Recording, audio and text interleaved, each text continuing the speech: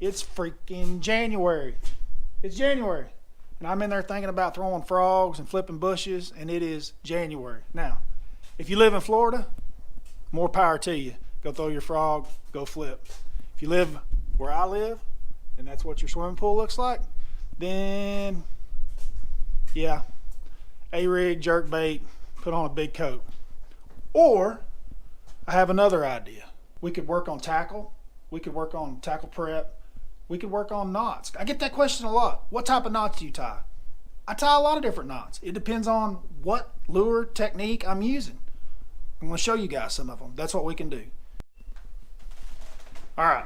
First knot I'm going to show you is probably one of my favorite knots because it includes doing what I like to do the best, which is flipping and pitching. So the first knot I'm going to show you is a Snell knot. It serves many purposes other than a really good knot that won't break. It's a knot that has other functions to it, and I'll show you why and how they work. So let's get right into it. Okay, so this is the main thing that I'm using for flipping. This is anytime I'm flipping braid, grass, this is going to be my setup. I've got a 4/0 straight shank FPP straight hook from Hayabusa. I've got my flipping bait here. I've got my range tungsten, and I've got a bobber stopper. And we're going to peg the stopper, and I'm going to show you how all this is done here on braided line. This is a 60-pound FX2. It's just what I had laying here in the house. And I'm hoping that you can see this good. We're going to start with a fresh, clean cut end on our braid.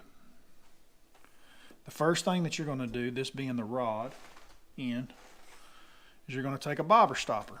This is pretty common. We've been using these for many years, but I still get the question exactly how these work. They come in these metal strands, and they have a little hole up inside. See that hole?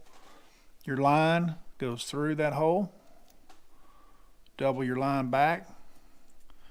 Pull your bobber stopper off of the metal onto the line, all the way up past the tag end, and you're on. Then you have your bobber stopper on, just like that. Next step, slide your tungsten weight on. I believe this is probably a 1 ounce and possibly an 1.25 ounces. I believe it's a 1 ounce though. I think it's a 1 ounce or a 3/4 actually.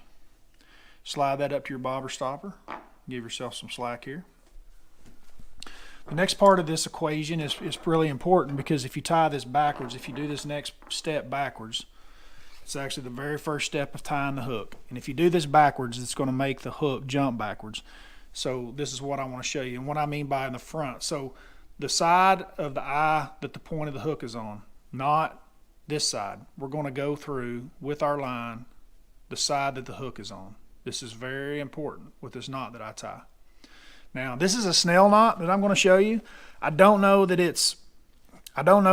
there's other ways to tie it. I'm sure. I mean, some of these guys have probably got something fancier, cleaner, nicer. What I'm telling you is that this is a knot that I have tied for years. I do not break it. It works for me time and time again. I do not change. Run the line down the shank of the hook. I usually pinch it about right there at the bottom. Make a little loop. Flip this back up so that your line's just down here in a loop. Hold it right above your bait keeper. Start wrapping. 1, 2, 3, 4, 5. Now you can do that 5 times is enough. Sometimes I like to joke around and talk about 5 bass, 6 bass, or 7 bass, or 5-pound bass, 6-pound bass, 7-pound bass. 5 to 7 wraps will work. I generally like probably 7. After you've wrapped, you pinch it back to the top. You've got your tag in. Go back through the loop. Hold it down at the bottom of the hook. Grab the main line and pull, and it will pull gently all the way to the top and cinch. You can let go of your tag end, pull tight, and that's it. Take your tag in, clip it. I don't clip it super short. There's no need. It's just braid. I let it hang like that. It's not hurting anything. And that's my knot. Now, the part that I was telling you about. Watch the action of this hook when the weight hits it. You're going to notice that this hook, anytime the weight hits, it jumps forward. See how the point of the hook jumps forward? If you were to go through the back of the hook first with your line, it's going to make the hook back out backwards every time. The idea behind this is that if the fish has this weight in his mouth, it presses that hook to the roof of his mouth. I would say that the majority of the guys on tour are tying some form or fashion of the Snell to get this action with a straight shank hook. It's a knot that's worked for me for many, many years. Then I would take my, you're going to pull this down right next to your bait. Here is a really good new punching bait by Hayabusa, by Big Bite. It's called a kamikaze crawl. I like it because it's so small.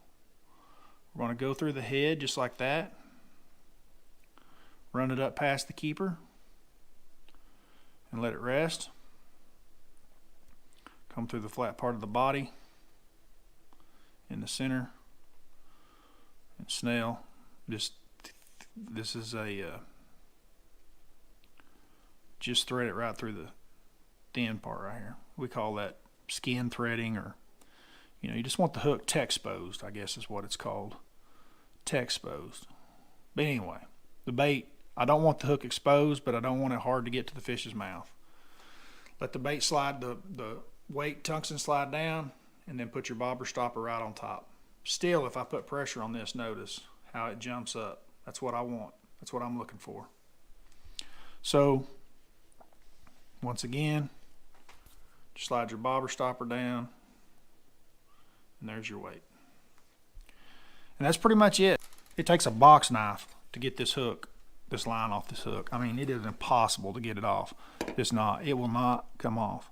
So either you get a new hook or you cut the line off with a box knife. That's how strong this knot is. Like, you can't get to it. It won't come off. There's no getting it off. It takes a razor blade.